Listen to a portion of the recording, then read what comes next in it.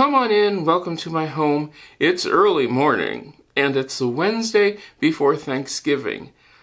The reason it's early morning, the Wednesday before Thanksgiving, is because I actually have a chance to get my house ready for Thanksgiving.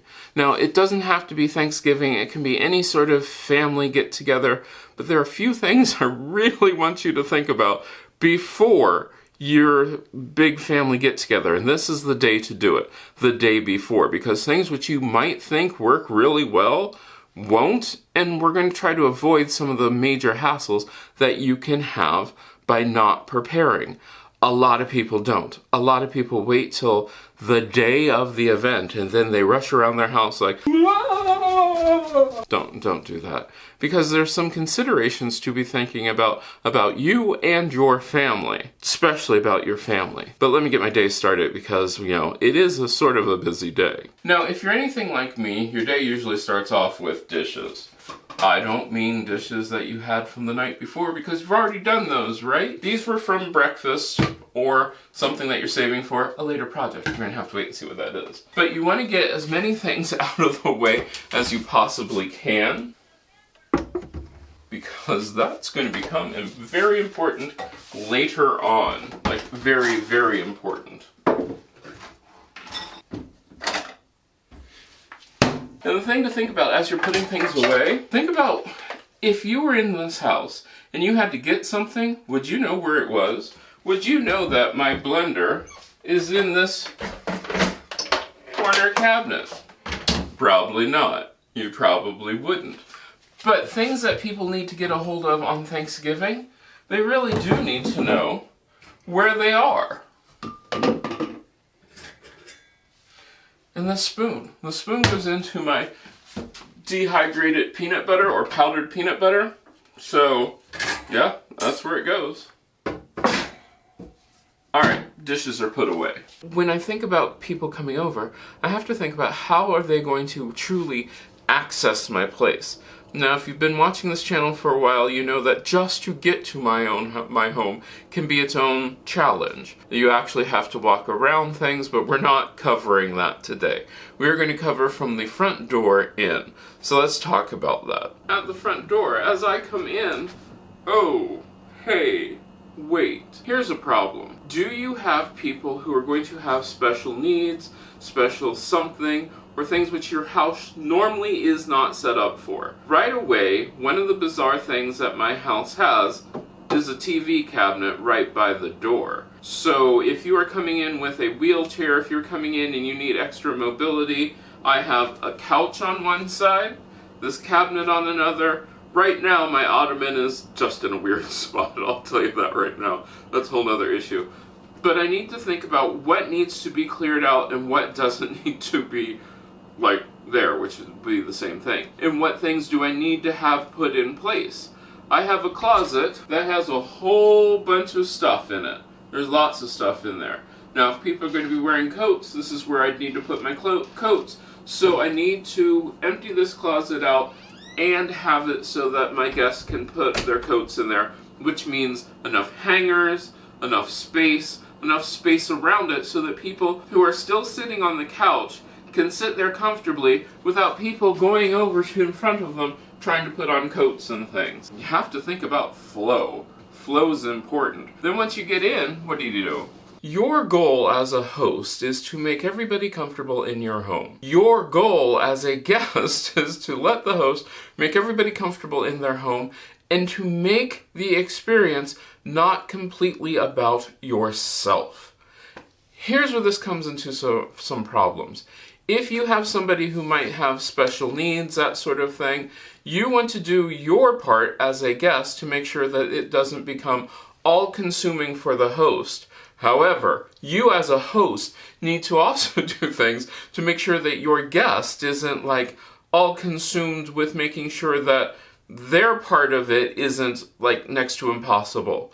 So if you're going to do things so that it includes everyone. And I honestly mean everyone. If you have somebody who has special needs, find out what those special needs are beforehand and be prepared for them. Also, don't be a jerk. Yeah, I know some of you are like, that's rude. Well, no, because there are some times, and I've seen this happen, I've actually had this happen to me, where people try to push whatever upon that person. There are people I call food pushers who are like, well, you barely took anything. Have some more of this. Well, you're not helping. No, you're not helping at all.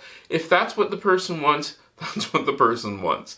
You can say, oh, did you see, or that, but don't try to force things onto somebody else or coax somebody into having something which they might not like. I'm telling you right now, right here, I hate fruitcake. I despise fruitcake. Yet every year we always had people who would like, well, if you try my fruitcake, you'll like it. And it's just like, well, no, I literally do not like fruitcake. There is not a fruitcake on the land that I like. So yes, and I'm an adult. And so when people try to push this on a child, onto an older person, onto anybody else, don't do that. Don't do that at all. The whole goal is to make your guest and your host feel as comfortable as is possible. So if that means like bringing extra toys for your kids to play with, bring the toys. If that means bringing something for your person with special needs, bring that item too. Because one of the things which I have found, and I've experienced this, now I will tell you that my thing with special needs, I do not have anybody who has significant special needs in my life. So I have linked down below in the description some links that will help you if you have people who have special needs who are in your life, who are coming to your house, those sort of things. I can only give you my experience. And one of the big things which I have problems with is people who have hearing problems. And I was also told that this can also be people who have auditory problems, that when there's so much commotion or so much sound, that can then trigger something else. But I have people in my life who have hearing problems where it's a really nice thing to have music playing softly in the background, what you might think is softly, but to the person who has a hearing problem, that actually can prevent them from hearing conversation that is going on. That is truly something to think about, because I know from my research that sometimes people with autism also have problems with like the extra sound, that sort of thing going on. That's absolutely understandable. So do you need it? That's the whole thing. Sure, it can add ambiance, and maybe in your situation it would be great, maybe not. Another one of those things that drives me crazy, give Aunt Gladys a hug. Well, no. If a person wants to give you a hug, they want to give you a hug. If they don't want to give you a hug, they don't want to give you a hug. Don't force hugs on people. I mean, there could be a multitude of reasons why this is a bad idea. For a lot of older people, some people don't understand the whole, I just want to give you a great big hug and squeeze them, and that can be a problem. That can be a big problem. From everything from injuries, which they are like hitting, sore points, that sort of thing. So yeah, you don't have to give everybody a great big hug. Kids, this is my space. Hey, I don't want you invading my space. That's absolutely fine. The fact that they acknowledge you, that might be good, and they have to acknowledge you in their own way of acknowledging you, which I have no idea what that way of acknowledging you might be. You might have somebody who barely says anything, and if they come up and start talking to you, that might be like one of the greatest things ever. You might see parents actually tearing up because their child has started a conversation with you, and it's something that normally doesn't happen. That's really good. Try to make time for everybody. Also, one of the weirdest things which I had happen, especially with the situation with Mom when she broke her arm, was the fact that people wanted to rehash what happened all the time. But they didn't just do it where I was telling this story one time. So imagine a family get together where you have 4 groups of families who come down and they each want to hear this story, but they don't want to hear it all at once. You have to retell the story 4 different times. You have to relive this thing 4 different times. And then they ask you questions which realistically you have the option to answer or not answer. If you choose not to answer such said questions, that's fine. You don't have to. They shouldn't push it. The thing to remember is, like, Some of it isn't. Just ask, hey, how are things going? It should be just general. If they want to get into it, cool. If they don't, just as cool. This is one of those big things where I think at holiday time, people don't think about the fact that even though you might be asking the question for the first time, the person who you're asking it of might have been asked this a billion different times. And with all the social media and everything that we have now, there's no reason why you haven't, talked about these things before. So see how things are going. See what you can do, what you feel comfortable doing to help that person along. Because if you don't feel comfortable doing it, then it's going to show, and it's going to show big time. But the big thing to remember is make sure that you are doing everything possible to make that day go smoothly. So when you're sitting there and it's, that conversation time and everybody's talking to each other, one of the things which you might find out is that you need to face the person who you're talking to. When you have a conversation like this, a lot of people can't even tell that you're talking to them. No, it's not good. Some people can't hear you. Some people don't know that you're actually trying to talk to them. So yeah, make eye contact. That's a good thing. Follow the social cues that the person is giving you. Especially if that person is giving you social cues which give you the idea that, hey, something about this conversation might not feel right, then change the conversation. If you're talking to somebody who, especially I've found that if you're talking to somebody who might have different needs, that sort of thing, and they sort of just get up and walk away, it might not be anything from the whole, that's rude. I might not have the ability to just say, hey, I need to change this conversation topic. I'm not interested in what we're talking about. So you have to go with that, and you have to just go with the flow. Don't cause problems just for the sake of causing problems because you are not the center of attention. It's okay for you not to be the center of attention. In fact, the whole group should be the center of attention, not just one person. And that's something to think about during the entire dinner. You are going to find that sometimes you will have people who are like, oh, I can't sit with that person because what they do is just horrible and it just makes me grossed out. What? Really, what? So let's talk about that. What is somebody to do if they have a person who has special needs who, and the family, other people in the family are like, oh, I just can't even be at the table with them. It's just so gross and disgusting. Well, what are they supposed to do? Should they shun their family member, put them in some sort of isolated area, and then just go on with the day so that you feel comfortable? No, probably not. Everybody wants to be together for the family. So as a host, think about this. One of the things that we know is that of, peripheral vision. So if you have somebody who is going to be that person who will be staring at somebody, that sort of thing, if you put them in a spot where making eye contact with that person is harder to do, perfect. That's wonderful. Can we talk about the kids' table just for a second? I know this is jumping around, but this is really important. When you start setting up your kids' table, a lot of people have a tendency to isolate the kids' table away from the adults' table in a back room or some sort of way, way out of the way place. Then they do the other awful part about this. They will put the only person who doesn't have kids or isn't married or is there by themselves, no matter how old they are, unless they're over the age of 60, at the kids' table. To watch the kids, so that the adults can talk. Well, no. Stop that. I've heard about families who have rules that say you can't be at the adults' table until you have children of your own. Well, why are you at the adults' table if you have children of your own? Shouldn't you be watching your kids? You might do something absolutely crazy sometime and pay somebody to actually sit at the kids' table and entertain the kids, watch the kids. You could pay a babysitter to actually be at the kids' table. It's a crazy idea, but it might solve a whole lot of people's problems and also might solve the problem of, I don't understand why cousin so-and-so doesn't come to the family dinners. Well, could it be because every time they come, that it becomes their whole goal that they have to entertain the kids because they don't have any kids, which makes zero sense whatsoever, because there might be a reason they don't have any kids. Maybe they don't want kids. Maybe they don't like kids. But yet there they are, relegated to the kids' table, eating off on a table which is way too small for them, in a spot which is in an obscure place. Not really cool.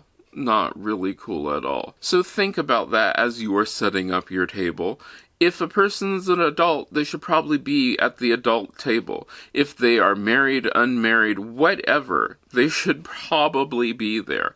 Maybe you are going to have somebody who would just volunteer love, it would give anything to get away from being at the adult table. Ask them. Ask them ahead of time. Make sure people know where they're going to be sitting before they get there. If you know that you have two family members who absolutely hate everything about each other, or completely would be at fights during the dinner, putting them side by side or across from each other so that they can talk to each other will only present problems. You have to think ahead. It's almost like having a dinner party is like playing chess, because it sort of is. One of the big things I always try to remember is try to make everything as accessible as possible that needs to be, and then things that don't need to be accessible, try not to make them accessible.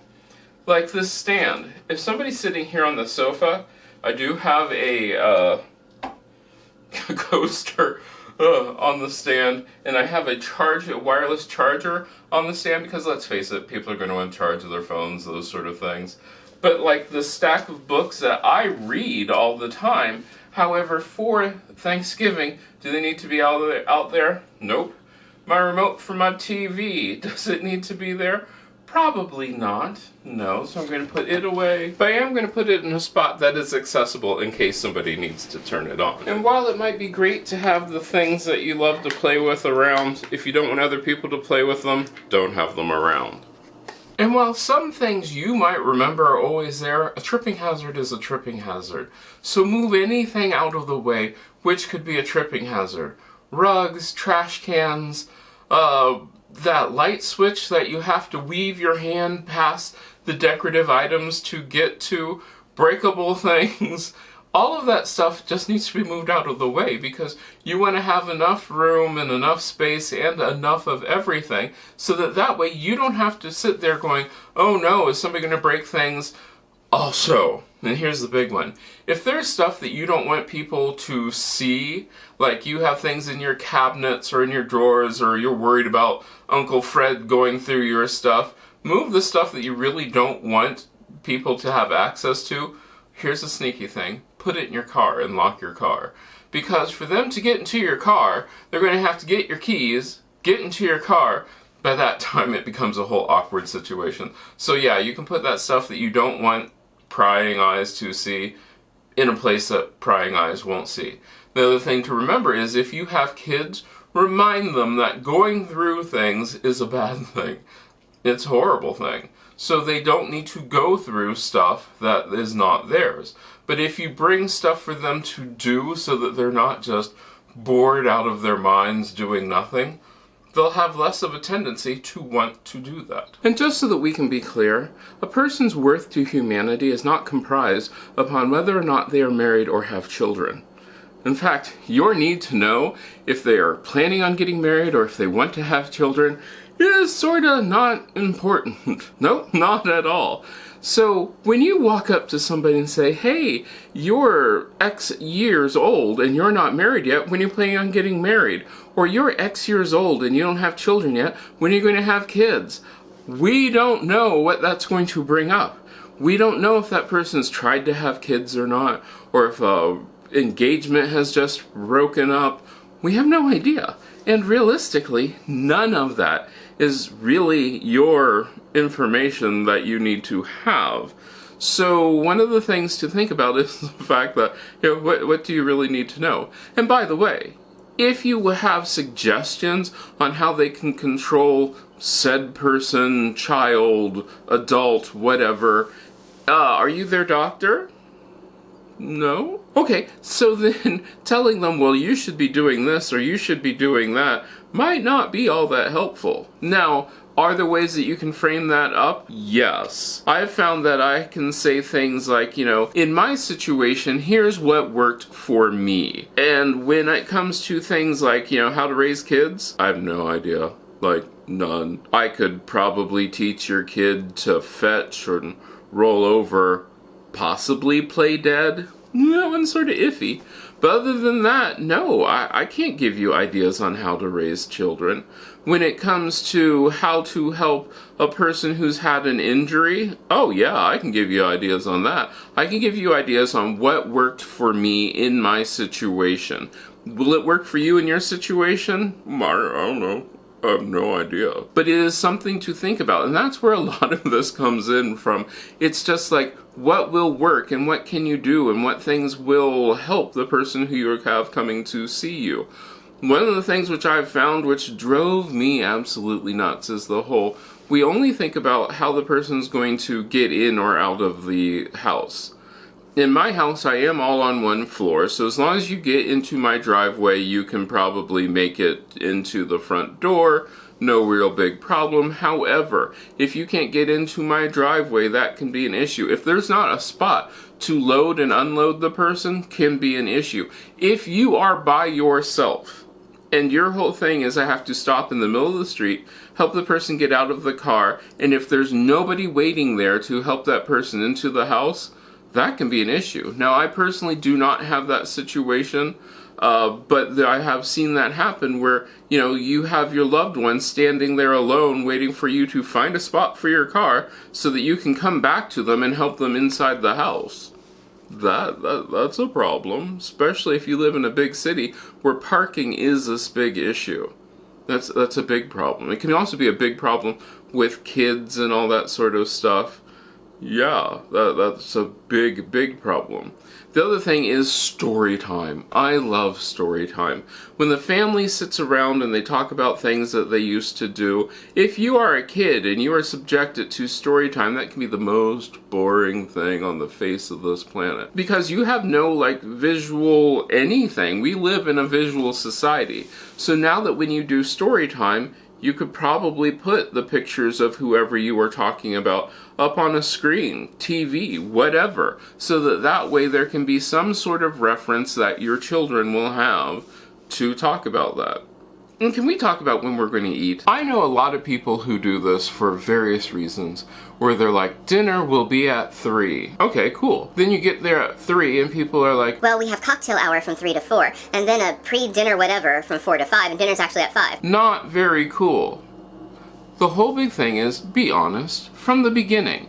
When you send out your invitation, say, hey, I will have cocktails at whatever time, there'll be this pre-thing at whatever time, then dinner will be served at X time. So that way, if I'm making something, which a lot of times I'm bringing something to the event, I know that if it's time sensitive, I know how to plan that out. If I think we're going to be eating at 3, I might get there at 2:30, find out that we're not eating till 5, and my dish might be absolutely ruined because it won't hold that long. So be honest, and you need to be honest as a guest also. If your person or you or whoever you are dealing with or bringing has food allergies, let the host know. If they have a problem with, doing things, that sort of thing, let the host know. Also, as a host, or if you're bringing something to a get-together, don't have secret ingredients. Secret ingredients can be horrible. Your secret ingredient might be, I don't know, let's say peanut butter in your vegetable salad. Well, your secret ingredient can get somebody killed. Not really cool. People need to know, especially if they have food allergies, and as if you are not the host and you are bringing something there, people might not actually know that's Aunt Martha's secret ingredient to her fruit salad is peanut butter. So yeah, they need to know that. Also, if you have a food allergy, let your host know, so that way your host can prepare for this. They can know to alert everybody that, hey, so-and-so has some sort of food allergy, or hey, so-and-so is going to need this kind of special arrangement. So that way, It makes things easier. Also, don't stare at people or keep questioning them about the validity of that. Well, I heard that that's not a real thing. Okay, that's great. I'm really glad that you heard that. Is this appropriate time and place to be talking about this? No, it's not. We are not in a doctor's office. You might not be a medical professional. So no, keep your opinion to yourself in that situation. But you need to think about things which are going to be cohesive, which are going to help expedite the whole situation. You want to make this as seamless and as wonderful as possible for all of those people involved. And that can go down to even how you're going to arrange things at your own dinner party. Just so you know, this is not cool. I shouldn't have to explain to you that having a gigantic centerpiece is not one of the coolest things ever. No. The other thing I shouldn't have to explain to you is that using great-grandmother's china for a 5-year-old might not be the best idea, huh? Here's the thing.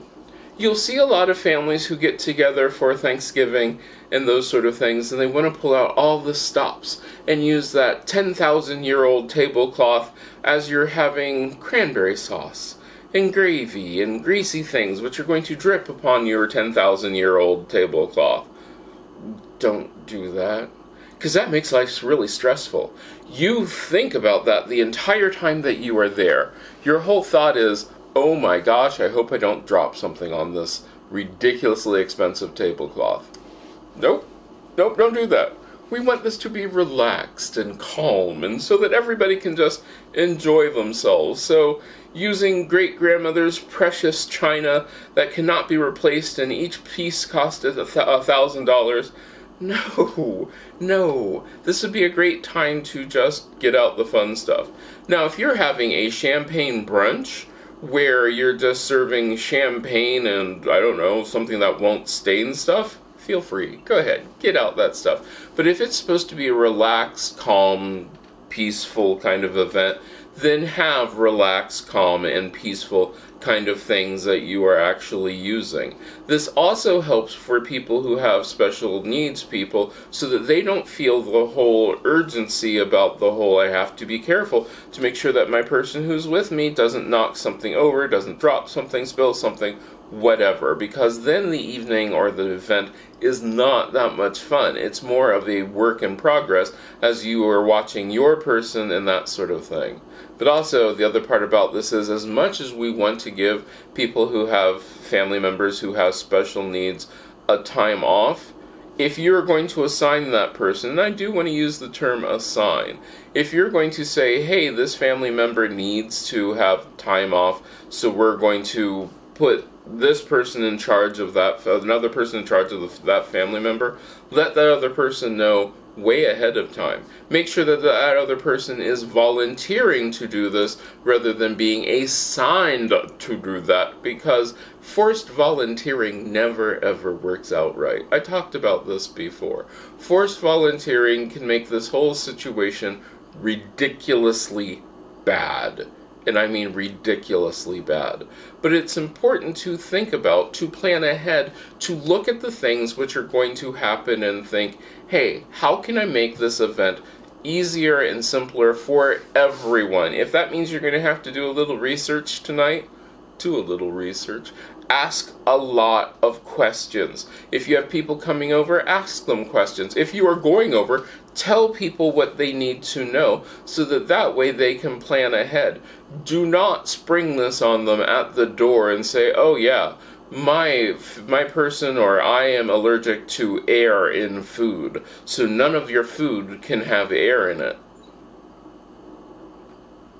My response would probably be, get out, because that would have been really easy to know right when you got the invitation, so then I can plan ahead. I don't know how you plan ahead for somebody being allergic to air in their food, but it could probably be done if you really tried hard enough for it.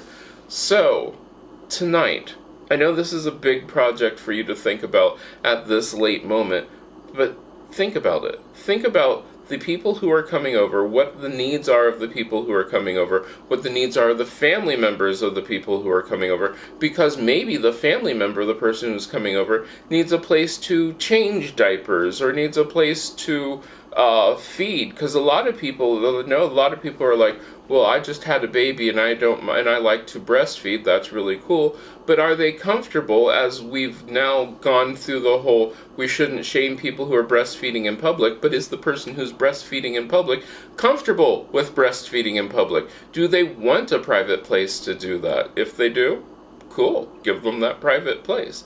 But find out, talk with each other. That's what this whole thing comes down to. Communication is key. And the more communication that you have, the better event you will have. So this might be a great time to actually talk to people and find out what you need to do, because there are probably a few hours left that if you have to, you could race to the store and get what you need.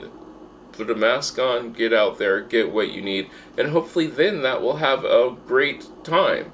Now, if you were expecting me to cover a whole bunch of, hey, this is what people with special needs need for these events or for this kind of thing, I can only address what I know about. Like I said, there are links down below in the description which will give you other information, other places to go. But the biggest thing, the first thing, is communicate with the people who you are going to, or communicate with the people who are coming to you, and see what they need.